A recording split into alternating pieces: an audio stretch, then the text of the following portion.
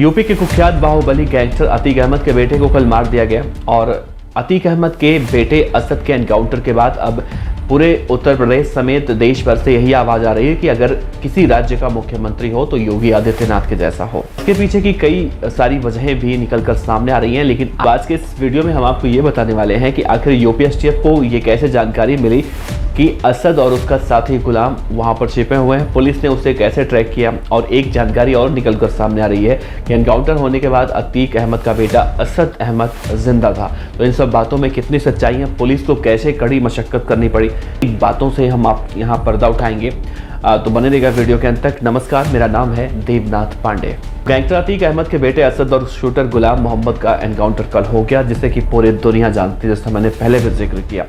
UP STF ने कल झांसी के परीक्षा डैम के पास इन दोनों ही बदमाशों को मार गिराया।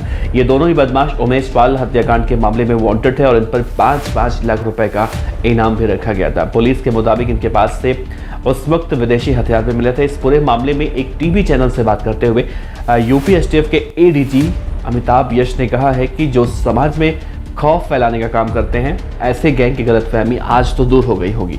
जिस प्रकार की घटना ये थी उसका पूरा देश लाइव प्रसारण देख रहा था। दिन दहाड़े एक सरकारी गवाह की हत्या हुई थी, ऐसे गवाह की जिसे यूपी पुलिस ने सुरक्षा भी दी थी। दो पुलिसकर्मी हथियारों के साथ उस गवाह की सुरक्षा में लगाए गए थे।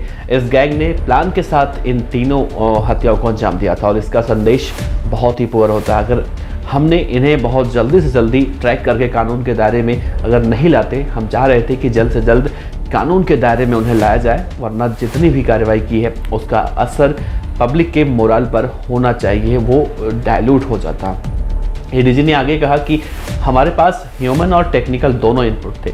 लगातार हम कोशिश कर रहे थे कि इस गैंग को पकड़ा जाए, इसके सभी सदस्यों को पकड़ा जाए। इसके बारे में जब जानकारी मिलती थी उनके साथ होने की मिलती थी और ये भी जानकारी मिली थी इनके पास कुछ हथियार भी हैं जो लगातार उनके पास रहते हैं। जब उनसे सवाल पूछा गया कि कितना मुश्किल था ये एनकाउंटर, तो एडीजी ने कहा कि कई बार ऐसा हुआ कि ये दोनों जहां रुकते वहां हम पहुंचते, लेकिन तब तक वो वहां से निकल जाते। ये सभी ग्रुप्स किसी एक ठिकाने पर बहुत ही कम समय के लिए रुका करते थे, उसके बाद ये वहां से अपना स्थान बदल देते थे और इसी तरीके से लगातार पुलिस से बच रहे थे। इनका कोर्ट में सरेंडर करने का और कानून के दायरे में लाने का कोई भी इरादा फिलहाल नहीं था। होता तो कोर्ट में सरेंडर कर चुके होते, इसलिए हमारे पास चुनौती थी और इस तरह की घटना में पुलिस से अगर एक्शन ना होता तो पब्लिक का विश्वास पुलिस से उठ जाता। एडीजी यूपी एसटीएफ ने कहा कि ऑपरेशन पर सवाल जो उठ रहा है कोई नई बात नहीं है। हर एक एनकाउंटर की एक लेवल पर जांच होती है, मजिस्ट्रेशियल जांच होती है और मानवाधिकार आयोग जांच करता है, पुलिस जांच होती है, कोर्ट के दायरे से पुलिस को गुजरना पड़ता है और इसके बाद भी ये तय होता है कि एनकाउंटर सही है या गलत है। फिलहाल उन्होंने कहा कि हमारा तरीका है कानून के दायरे में रहना, हम कानून के दायरे में रहकर काम करते हैं और ऐसे ही करते रहेंगे। कि अभी तक एसटीएफ के किसी भी एनकाउंटर पर सवाल नहीं उठे हैं। डीजी यूपी एसटीएफ अमिताभ यश ने कहा है कि एसटीएफ बहुत ही मेहनत से काम करती है। ये एक बहुत छोटी सी टीम है और इसमें बहुत ही समर्पित लोग हैं।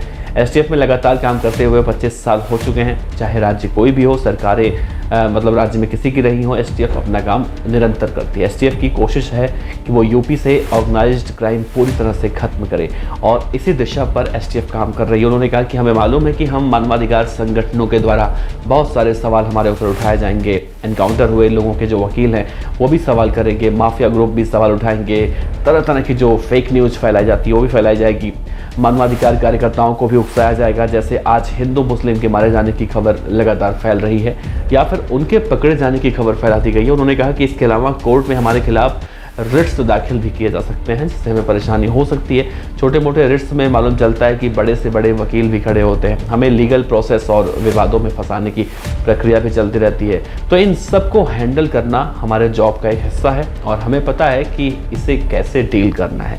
एडीजी यूपी एसटीएफ अमिताभ यश ने कहा है कि गैंग्स का हमेशा से एक मोटिव रहता है, उनका खौफ बना रहे, क्योंकि खौफ से ही उनकी वसूली होती है और धंधा उनका बहुत आसानी से चलता है। जब कृष्णानंद राय का मर्डर हुआ था उस समय उन पर लगभग 10 AK-47 से फायरिंग हुई थी और इस वारदात में 8 लोग मारे गए थे, जिसमें 2 पुलिसकर्मी भी शामिल थे। AK-47 की एक गोली किसी भी आदमी को मारने के लिए काफ़ी होती है। हत्या करना तो एक बात है, उसका खौफ फैलाना बड़ी बात है। इस खौफ से किसी गैंग के क्राइम का असर कई गुना ज़्यादा बढ़ जाता है। जब खौफ बढ़ता है और फैलता है तो गैंग के खिलाफ कोई भी नहीं खड़ा हो पाता, कोई भी नहीं बोल पाता, कुछ लोग गवाही तक नहीं देते, लोग वसूली बहुत आसानी से देते हैं। जिन ठेकों में ऐसे गैंग घुस जाते हैं उन ठेकों को दूसरा कोई ले भी नहीं पाता। समाज में वो जो करना चाहते हैं बड़ी आसानी से कर लेते हैं। खौफ पैदा करना इनका बड़ा मोटिव होता है। एडीजी ने कहा कि अगर उनको लगता था कि वो खौफ फैलाने में कामयाब हो रहे थे तो बहुत गलतफहमी में थे। मुझे लगता है कि आज उनकी ये गलतफहमी दूर हो गई होगी। जब अतीक को साबरमती जेल से प्रयागराज भी लाया जा रहा था तब उसने रास्ते में एक्सीडेंट हो जाने या फिर गाड़ी पलट जाने का अपना डर जाहिर किया था।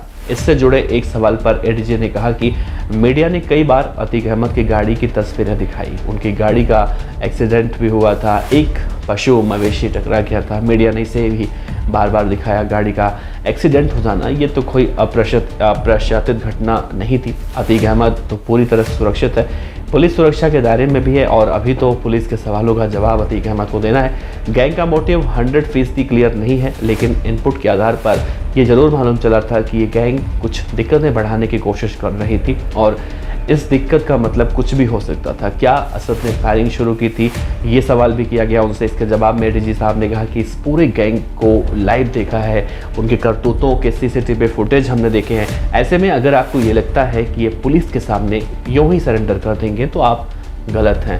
खैर, आज भी इन लोगों ने पुलिस पर फायरिंग की, लेकिन उनका आज आखिरी दिन था। फिलहाल यूपी एसटीएफ के डीजी अमिताभ यश ने बहुत सारी बातें इस एनकाउंटर से जुड़ी हुई बताई हैं, लेकिन एक बात और निकल कर सामने आ रही थी कि जैसा कि कहा जा रहा था कि असद के एनकाउंटर होने के बाद भी वो जिंदा था। तो फिलहाल ये बातें कहीं ना कहीं फर्जी आप कह सकते हैं। और जैसा एडीजी साहब ने खुद कहा कि बहुत सारी फर्जी या फिर फेक न्यूज़ जिस तरह से फैलाई जाती है तो उससे निपटने के लिए भी पुलिस अपना एक अलग तैयारी कर रही है। फिलहाल इस एनकाउंटर को लेकर अतीक अहमद के दहशत को खत्म होने को लेकर आप क्या कहते हैं, अपने जवाब ज़रूर दीजिएगा कमेंट बॉक्स में। आपका बहुत बहुत शुक्रिया।